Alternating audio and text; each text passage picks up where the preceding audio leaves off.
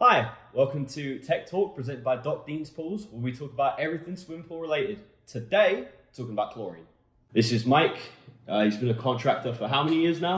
Coming on for 13. Knows his stuff, clearly. So when we're talking about chlorine specifically in a swimming pool environment, what is the point of having chlorine? Chlorine basically is a sanitizer. It's going to destroy any debris that comes off of our body in the form of bacteria. We need a method of sanitizing the water so that the water's healthy for us. Okay, so when you say stuff coming off of your body, I mean, if you follow us on Instagram, I've talked about this before. You're talking about stuff like your skin, skin cells themselves, like body oils, all that kind of material? Absolutely. Unfortunately, when we get into a swimming pool, we're washing ourselves off. So everything that we build up and accumulate over the course of a day needs to be washed off, and it'll get washed off in the pool. We do recommend that you shower before entering a swimming pool. A lot of places insist that you shower before you enter a pool, but it's not always feasible in a home pool situation. So when the kids want to get in the pool and go swimming, there ain't nothing you can do to stop them. They're just going straight in. Kids like to pee in the pool. Basically, yeah. Yes. Chlorine is our main sanitizing agent, correct? Correct. So what's going to keep it clear? No, filtration will keep it clear. Obviously, chlorine aids in the process because it will destroy the bacteria that enters the water. The water will go cloudy. Your pump and filter is there to filter that debris out. So it doesn't play any part in cleaning up a pool. So now that we kind of know what chlorine does in a swimming pool, let's talk about what kind of range we're looking at. Most of you as homeowners, I no doubt, have done it. You've gone to Pinch A Penny or Leslie's or whatever pool store you may have, and they'll test your water for you, and they'll be like, oh yeah, like the chlorine's good, or maybe like your chlorine's a bit high, it's like 7 parts per million. Let's put that into context a little bit. What kind of range do we want, and why do we want it in that kind of area? Well, the recommended range is actually 1 to 3 parts per million. But you have to understand that's not always feasible. That's not always achievable. So we set ourselves an actual range of, of 3 to 5 parts per million, which is maintainable. If we get below 3 parts per million, we live in Florida. So, we can have thunderstorms. Got those Florida rains coming in. Absolutely. We can have thunderstorms by midday, but it's already at 90 degrees. It's been 90 degrees since 10 o'clock. The sun's been up since 8 o'clock. We've got 90-degree temperatures. We've got bacterial growth in the pools. If your pool turns on and starts to run and filter and chlorinate, we're depleting that chlorine all the time. As that chlorine's in the water, it's constantly being depleted. Point there you made about water testing. I did a post talking about why we prefer to use this specific system called the Taylor Test Kit, and their reagent formulas, which we've used for 14, 15 years, as you say. Yeah, forever. There is a bunch of different testing methods. You got things like dip strips, you got some electronic sensors out there, which I'll be honest, I haven't dabbled in too much other than with certain salt testers. What's your thought on reagents versus sticks versus anything else? We use the Taylor Test Kit. It's our preferred method because it's a far more reliable and accurate method of reading, and we do non-residential pools, so we're in the commercial pool business as well, where we have much tighter, much more stringent guidelines that we have to stay within, and we are under control of by the Department of Health for the state of Florida. And the Taylor Test Kit is their only method that they will use. Test strips are ideal for the homeowner or for pools where you can be maybe 80 or 90% accurate. But when it comes to non-residential pools, we have to be 100% accurate with our testing. Right. Now, obviously, I've never been behind the counter of a Pinch A Penny's or a Leslie's, but I've got a sneaking suspicion that when they test your water that you bring from your home to their store, they're going to use a Taylor Test Kit as well. I mean, they may be wearing a lab coat and look very fancy, but that's all they're doing. They're putting 5 drops of 2, 5 drops of 3, spinning it up and down, and seeing what color it comes out. Yeah, absolutely. You can buy reagents at Walmart, and it uses a system called comparator. The Walmart test kits don't test for free chlorine; they test combined chlorine, and we don't use combined chlorine in any kind of recording or calculation we do for a pool until we actually hit an issue with the pool. Free chlorine versus combined chlorine. What does that actually mean? When you take a body of water and you add chlorine to the water, that chlorine entering the water is what we call free chlorine. If you come back a day later and do another test, you're going to find that that chlorine is depleted as a free chlorine, but you will now have a reading of combined chlorine. Because combined chlorine is basically, it's a chlorine reading of chlorine in the water that has already performed its sanitization purpose. Next up, I think it's item number 4. We're going to be talking about the different types of chlorine. We use liquid, which is sodium hypochlorite. Yep. Typically, the granular that we're going to use is calcium hypochlorite.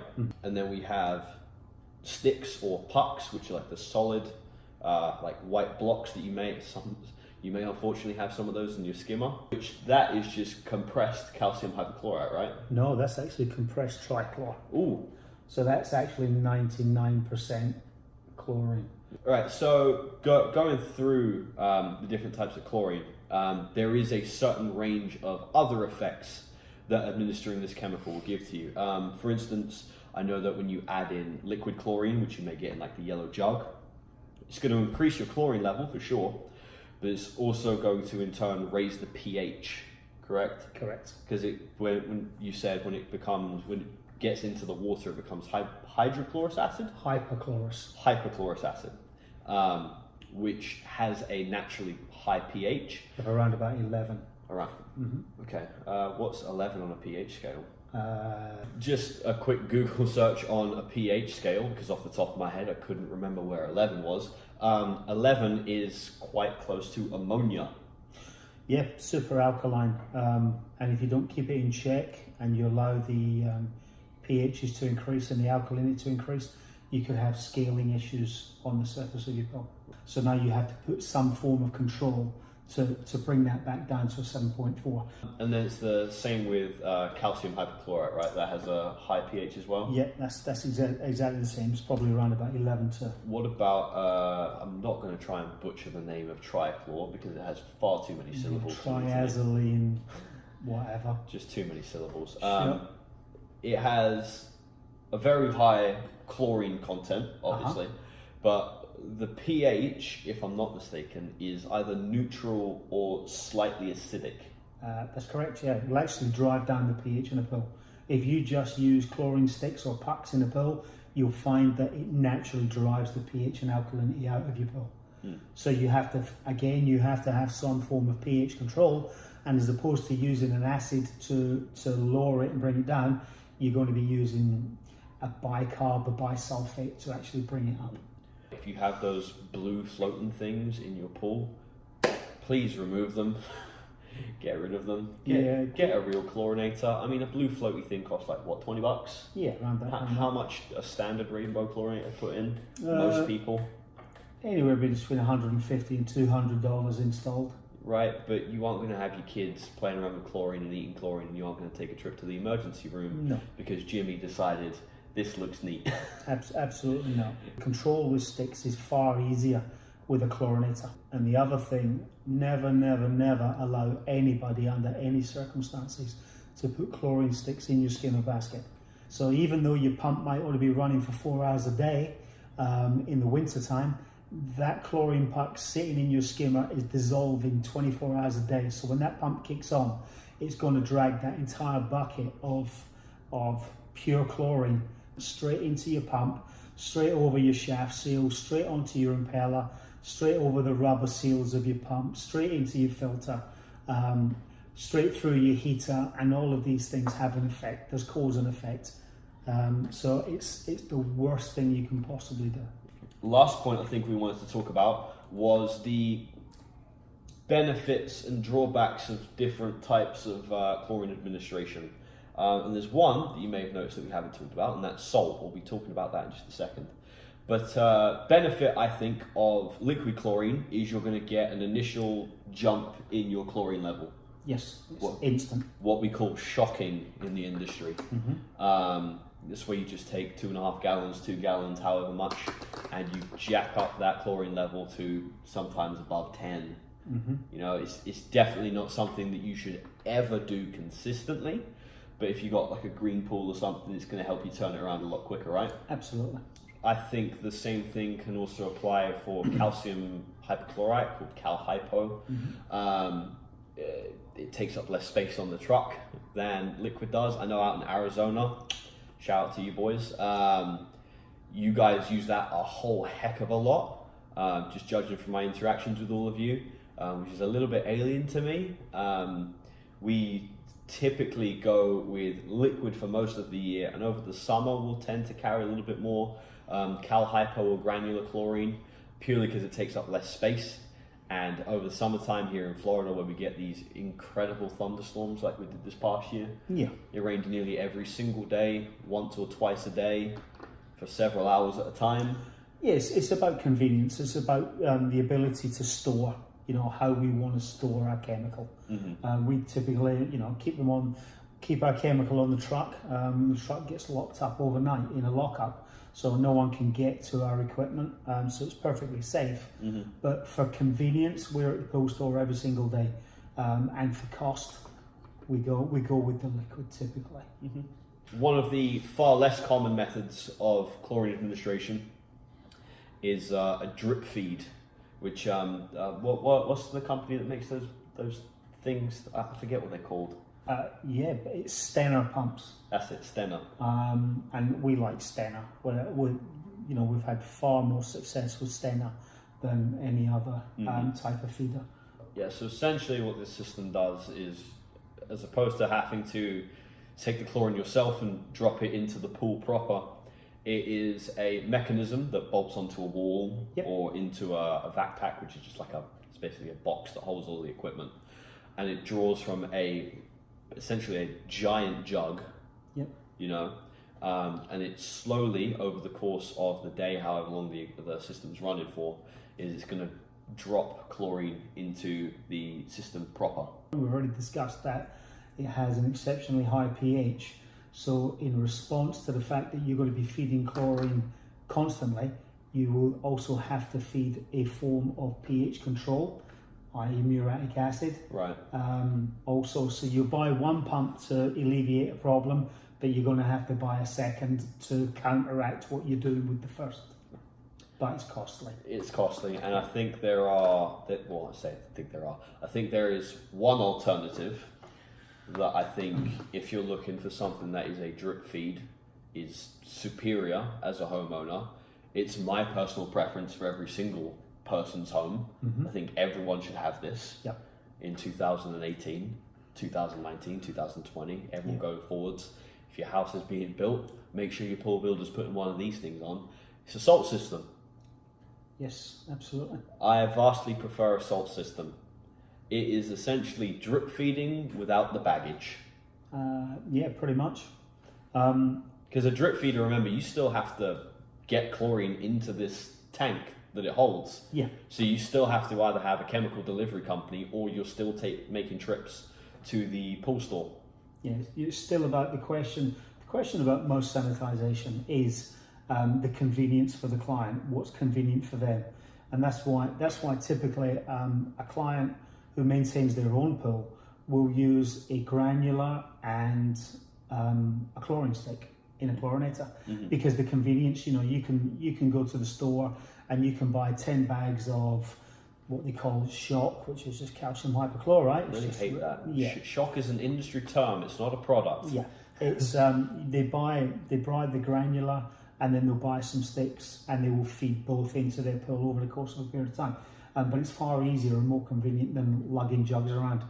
Salt is definitely the way to go. The thing is, though, that people will sell salt systems, and they'll convince you that your days of having to work hard on your pool are gone. Lies. It's so not the case. It was what we were talking about earlier. You know, cause and effect. We add something, it alters something else, so we add something to counteract that. And it's exactly the same with salt. When we add salt to a pool and we energize the salt cell and we produce hypochlorous acid, hypochlorous acid has got a very, very high pH. So we know that when it enters that pool, it's going to drive the pH up. So you're going to be putting chlorine into your pool. It's going to increase the pH, so therefore you have to add a muriatic acid to lower the alkalinity and therefore drag that pH down with it. So there's always something to counter. There's always something to counter, but I would rather have my chlorine always taken for and need to manage the pH as and when. Yep. As opposed to having to manage both at the same time. Absolutely. You know? Yeah, definitely. The health benefits for the salt are far, far greater. It's far kinder to your skin. We use salt as a water softener. It's not added in contents or quantities that's going to make the pool aggressive or corrosive. Yeah. So it's not going to damage your equipment. And anyone who has any fear about, it'll taste like the ocean, the salinity is something similar to your tear duct, right? That's correct, yeah. And I don't know if you guys want to make yourselves cry. I don't know, maybe put on the Hallmark channel, Christmas is coming. And just give it a little taste. No, just don't let anyone see you. It's not weird. You know, and it's not like you're going to be going, oh, this is salt. What you will notice is when you jump in and you get out, you go, wow, my skin feels incredibly soft and luxurious and amazing. Yes. Fellas, your wives will love it. Okay, so we've just covered chlorine. We've covered what it does in your pool. What does it do? Real quick, 3 seconds. Sanitizes the water, keeps it healthy for us to bathe. Awesome. Optimal range, what we're looking for? 1 to 3, but go with 3 to 5 and you'll be absolutely fine. Parts per million. Yeah, parts per million. Testing methods. What do we recommend for the homeowners? We recommend tailored test kits. Throw those Walmart test kits away. If you go to the pool store and you get test strips, there are some very, very good test strips out there.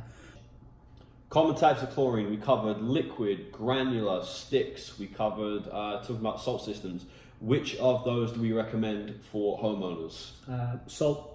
If they don't have salt, because that is an investment, what do we think they should do? It depends entirely on the type of pool finish. If you have a coloured pool finish, you really want to be staying away from granular, because you don't want to take the chance of actually dropping any of that granular on the surface, because you don't want any bleaching processes taking place. Right. You know, you're really going to be looking at sticks. Look at sticks with a proper, approved chlorinator in line on the pipe work, so that when the pump turns on, it will feed chlorine directly into your pool. Awesome. Well, this has been the first episode of Tech Talk with Doc Dean's Pools. Again, this is Mike. I'm James. See you in the next one.